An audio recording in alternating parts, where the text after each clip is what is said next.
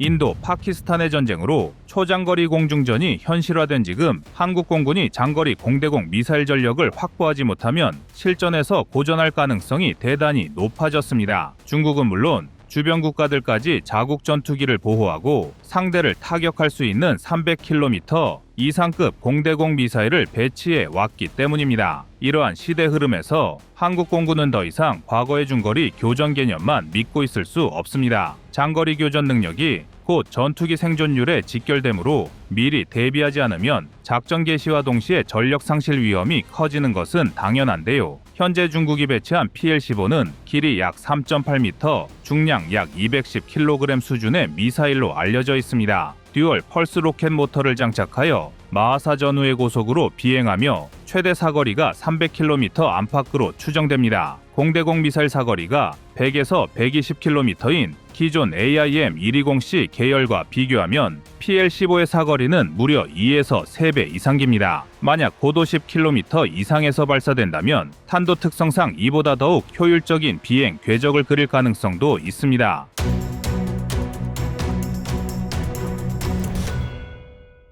중국은 제니10, 젠16, 젠10C 같은 4.5에서 5세대급 전투기에 PL-15를 탑재해 운용 중입니다. 이들은 에이사 레이더와 데이터 링크 기능을 결합해 원거리 표적을 조기에 탐지하고 미사일을 발사한 뒤에도 지속적으로 표적 정보를 업데이트할 수 있습니다. 한국 공군이 보유한 F-16이나 F-15K가 암남 AIM-120C-7을 운용하더라도 중장거리 교전에서 먼저 공격 기회를 얻기 쉽지 않습니다. 상대는 최대 300km 거리에서 미사일을 쏠 수 있으니 이륙 직후부터 위협받을 수 있다는 이야기입니다. 서해처럼 종심이 짧은 작전 환경에선 상황이 더 심각해집니다. 전투기가 공항에서 출격하자마자 적 레이더 감지 범위에 들어갈 수 있고 상대방이 높은 고도와 속도를 먼저 확보하면 PL-15가 훨씬 유리하게 작동합니다. 미국은 이런 흐름을 예측하고 SM-6 함대공 미사일을 공대공 버전으로 개조하는 연구를 진행해 왔습니다. SM-6는 함정용으로 개발된 미사일이지만 속도 마하 3.5에서 사거리 최대 370km 이상으로 추정되어 항공기에 통합할 경우 초장거리 공대공 교전을 지원할 수 있습니다. 또한 AIM-260 프로젝트를 통해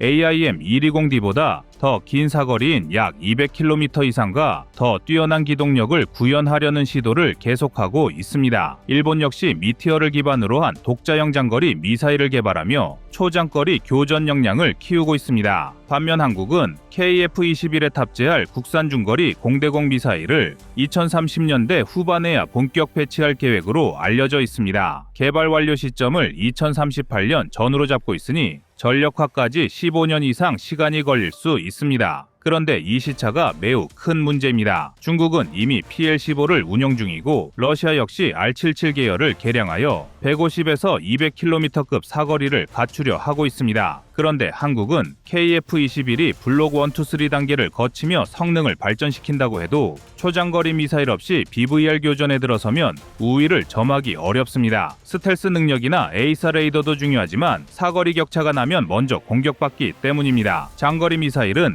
추진체 기술, 탐색기 성능, 데이터 링크 연동이 모두 고난도 분야입니다. 사정거리 200에서 300km를 달성하려면 듀얼 펄스 혹은 램제트 계열의 추진 기술을 안정적으로 확보해야 합니다. 한국은 이미 천궁2라는 지대공 미사일 개발에서 듀얼 펄스 로켓 모터와 탐색기 기술 일부를 입증했습니다. 천궁2는 최대 사거리 40km 안팎으로 알려져 있으나 목표물 요격 고도와 유도 능력 면에서 상당한 성능을 선보였습니다. 과거 대한민국은 천궁2를 운용 시험할 당시 ADD와 LRG-X1은 공대공 전환 가능성도 염두에 둔 데이터를 축적했다는 비화가 있습니다. 당시 공표된 내용은 지상 발사 성능 시험에 관한 것이었지만 내부 테스트에서는 고도별 로켓 모터 성능 변화를 세부적으로 측정했다는 말이 전해집니다. 이런 결과는 공중 발사 시의 로켓 추진 프로파일 연구에 큰 도움을 줍니다. 지상에서 쏠 때보다 공중 발사는 초기 가속 단계에서 더 적은 연료를 소모하지만 고도와 속도 변화에 따른 공력 특성이 달라지기 때문입니다. 따라서 한국이 마음만 먹으면 150에서 200km급 장거리 공대공 미사일을 2030년대 중반 이전에 만들어낼 가능성이 없지는 않습니다. 문제는 예산과 우선순위 그리고 군 내부의 의지가 얼마나 뒷받침되느냐입니다.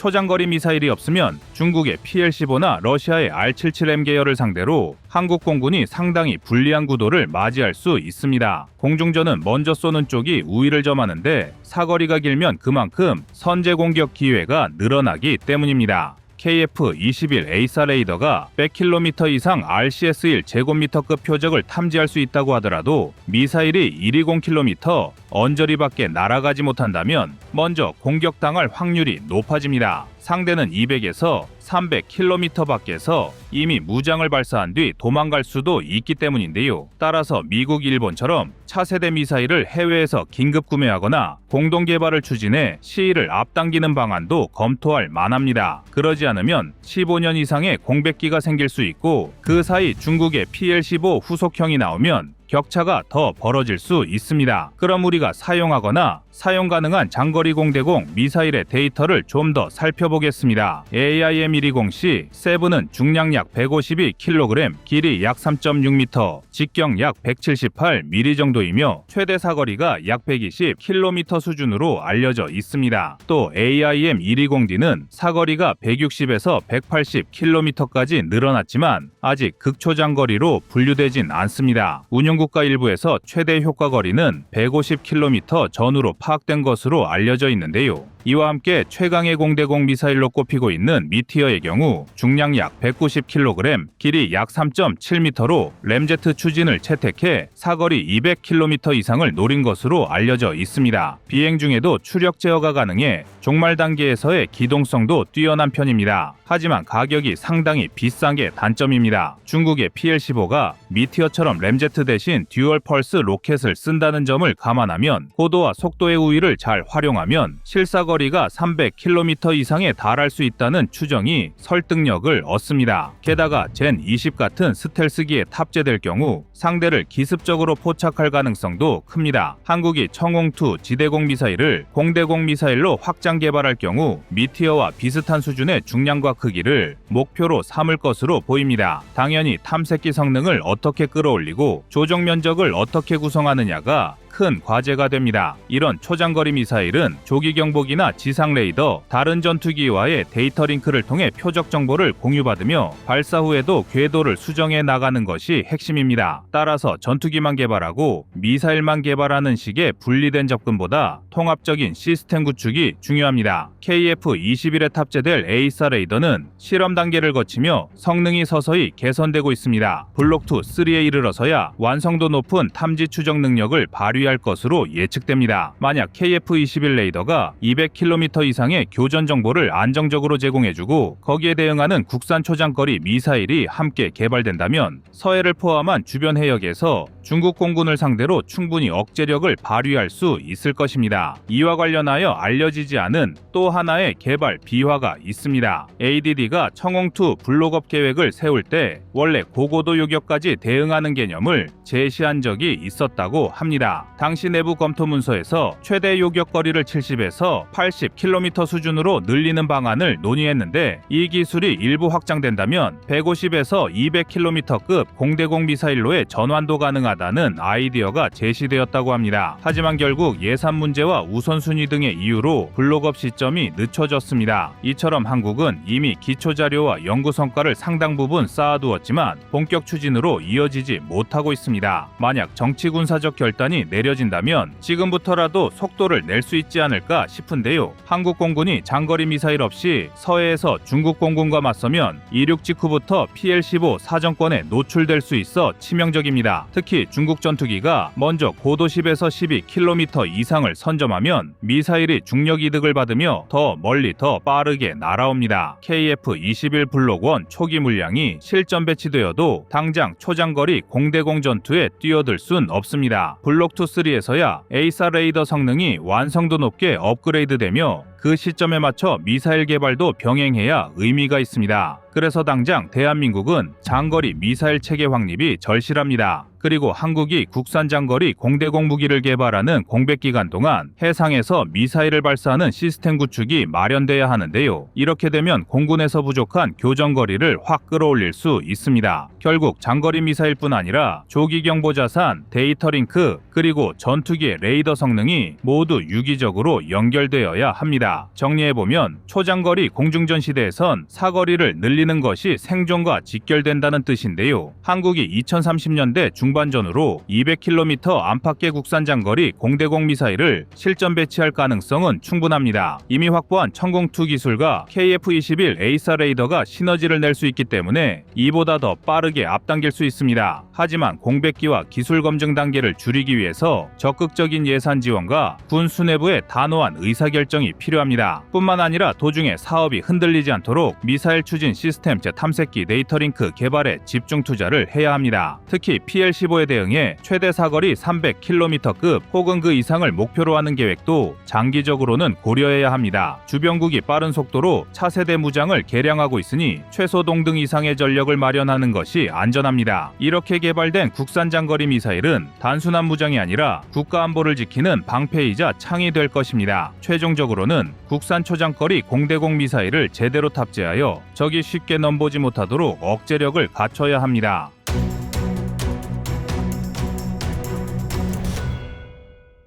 다음은 25년 3월 19일 천무 유럽 장악 영상입니다. 러시아 우크라이나 전쟁을 거치며 자유진영의 표준 다연장 로켓으로 자리 잡은 하이마스. 하지만 정작 하이마스의 발목을 잡는 것은 하이마스 그 자체입니다. 수많은 나라들은 자신들의 다연장 로켓 전력을 보강하기 위한 최적의 카드로 하이마스를 선택하고 속속 계약을 체결하고 있지만 이 때문에 공급이 수요를 따라가게 되지 못한 하이마스는 일부 국가에게 많은 질타를 받고 있는데요. 단연간 물량 인도를 기다리고 있지만 계속해서 지연되는 납기 일정에 다른 대안을 찾으려는 움직임이 연달아 포착되고 있습니다. 이미 에스토니아는 하이마스의 납기가 계속해서 늦어지는 것에 대비하기 위해 천무 등 다른 대안을 검토하고 있음을 밝혔으며 이러한 여파는 노르웨이에서도 관측되고 있습니다. 노르웨이는 몇 년 전부터 다연장 로켓을 보강하겠다는 입장을 드러냈으며 올해 안으로 최종 사업자를 선정할 예정입니다. 현재 노르웨이군 내에서 가장 좋은 평가를 받는 기종은 천무와 하이마스이나 내부적으로 하이마스의 느린 납기를 우려하고 있습니다. 그도 그럴 것이 유럽은 EU를 주축으로 최대 8천억 유로를 투입하며 재무장을 시도하고 있는데 안 그래도 이미 느린 납기가 발목을 잡고 있는 하이마스를 선택한다면 앞선 주문량을 해소하기 전까지 노르웨이의 순번은 더더욱 밀릴 것이 자명한 상황입니다. 이 때문에 빠르게 전력을 보강하고 싶다면 하이마스는 그다지 좋은 선택지가 될 수 없는데요. 또한 천무는 한 번에 12발의 로켓을 장착할 수 있어 하이마스 대비 2배의 화력을 지녔다는 점도 무시할 수 없는 장점입니다. 다연장 로켓은 동시에 여러 발의 로켓을 발사할 수 있는 장점이 있지만 반대로 자주포 등과 비교하면 화력의 지속성이 떨어진다는 단점이 있습니다. 자주포는 한 번에 한 발씩 사격할 수 있지만 내부에 수십 발의 포탄과 장약을 적재할 수 있기 때문에 언제든 포탄을 재장전하며 지속적인 화력 지원 임무가 가능합니다. 반면 다연장 로켓은 장전된 로켓을 모두 사용하면 탄약을 재보급하는 것이 상당히 불편합니다. 현대의 다연장들이 포드화를 통해 다량의 로켓을 일시에 장전할 수 있다고 하지만 예비 포드를 탑재한 별도의 지원 차량이 필요하고 크레인을 활용하여 재장전하기 때문에 빨라도 수분의 시간이 필요합니다. 재장전 시간을 상당히 단축한 천무조차 재장전에 필요한 최소 시간은 160초이며 시간 단축과는 별개로 별도의 예비 포드가 필요하다는 번거로움은 완전히 해소하지 못했는데요. 반대로 말하면 이러한 불편함과 단점을 보완하기 위해서는 단시간에 많은 화력을 투사하는 것이 중요합니다. 어차피 포드 교체에 시간이 걸린다면 차라리 6발의 포드 하나만을 사용하는 하이마스보다는 처음부터 6발씩 2개의 포드를 장착하고 임무에 투입할 수 있는 천무의 화력 효율이 압도적으로 좋다는 의미입니다. 게다가 이러한 천무만의 장점은 하이마스를 고민하는 노르웨이와 에스토니아 등에게 하나의 전술적 선택지를 추가해 줄 수 있습니다. 천무와 하이마스를 혼합하여 운용하는 것도 유럽 국가들에겐 전술적으로 유연한 선택이 될 수 있기 때문입니다. 예를 들어 적이 대규모로 기동할 수 있는 지역에선 화력이 우수한 천무를 앞세우고 지형의 제약이 크거나 빠른 전개가 필요할 땐 항공기 수송이 자유로운 하이마스를 투입하는 방식으로 지형과 작전 여건에 따라 다연장 로켓을 활용하면 되는데요. 이처럼 천무와 하이마스를 혼합하여 사용한다면 우선 납기가 빠른 천무를 먼저 도입하여 전력 공백을 최소화하면서 후속으로 하이마스 납기를 기다리는 방식으로 하이마스의 납기 지연 부담을 감소하는 것도 가능합니다. 폴란드가 이미 하이마스와 천무를 모두 도입함으로써 이러한 방식은 다른 유럽 국가들도 충분히 고려해 볼 만하다는 것이 입증되었는데요. 더불어 한국의 천무는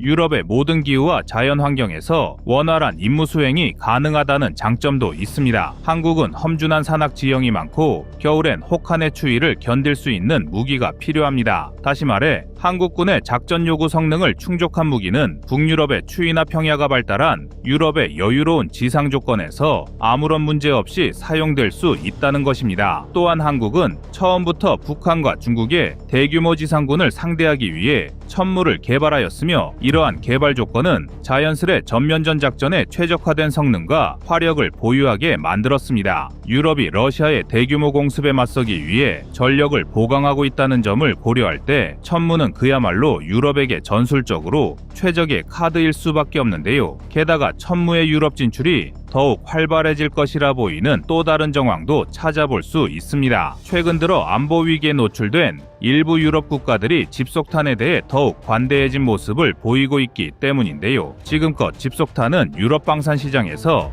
매우 민감한 문제였습니다. 집속탄은 하나의 모탄 안에 수십에서 수백 개의 자탄이 들어있는 형태의 포탄이나 미사일을 의미하는데 공중에서 자탄을 방출시켜 넓은 지역을 단번에 날려버릴 수 있는 강력한 위력을 자랑합니다. 하지만 터지지 않은 자탄은 그대로 지상에 남아 민간인이나 아군을 위협할 수 있다는 양날의 검이 되기도 합니다. 이 때문에 인도주의적 차원에서 집속탄 사용을 금지하자는 목소리가 작지 않으며 더욱이 제2차 세계대전 이후 전쟁에 민감한 모습을 보이는 유럽에선 집속탄을 향한 부정적인 인식이 끊이지 않았습니다. 하지만 증대되는 안보 위기 속에서 일부 유럽 국가들은 이전과 달리 집속탄 사용에 적극적인 행보를 보여주고 있는데요. 앞서 리투아니아가 집속탄 금지 협약에서 탈퇴하더니 이번에는 폴란드가 집속탄 금지 협약에서 탈퇴하고 싶다는 의견을 드러냈습니다. 당장 국가의 안보가 러시아에게서 위협받는 상황이니 인도주의도 좋지만 안보부터 확실하게 다지겠다는 국가들이 늘어나고 있는 것입니다. 그리고 유럽 내 국가들이 지속해서 집속탄 금지 협약을 탈퇴하거나 탈퇴 의사를 보인다는 것은 한국의 천무에는 더없이 좋은 상황을 만들 수 있습니다. 한국의 집속탄 기술은 이미 세계 최고 수준으로 집속탄의 불발률은 미국보다 2배 이상 더 우수한 기록을 보유하고 있습니다. 즉, 한국의 천무와 유도 로켓은 낮은 불발 확률을 앞세워 집속탄에 민감한 유럽 시장의 반대를 최소화하며 시장을 확대할 수 있다는 의미로 한국은 집속탄 금지 협약 탈퇴를 고민하는 여러 나라에게 천무는 집속탄의 불발률을 최대로 낮춰 민간인 피해를 예방할 수 있다는 셀링 포인트를 어필할 수 있습니다. 따라서 한국은 이러한 천무의 강점을 더욱 알리고 수출 증대를 위한 전략을 수립해야 하는데요. 지금까지 전 세계는